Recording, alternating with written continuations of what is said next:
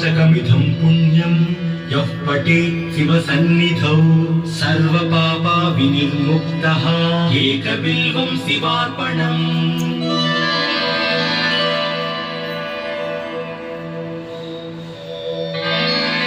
त्रिदलं त्रिगुणाकारं त्रिनेत्रं च त्रियायुधं त्रिजन्म पापसंहारम् एकबिल्वं शिवार्पणम्।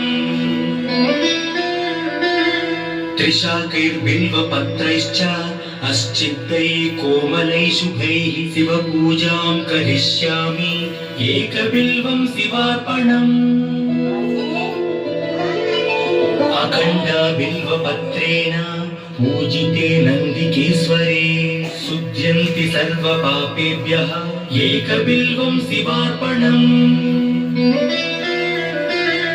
त्रिदलं त्रिगुणाकारं त्रिनेत्रं च त्रियायुधं त्रिजन्म पापसंहारम् एकबिल्वं शिवार्पणम्। त्रिशाकैर्बिल्वपत्रैश्च अश्चित्तैः कोमलैः शुभैः शिवपूजां करिष्यामि एकबिल्वं शिवार्पणम्।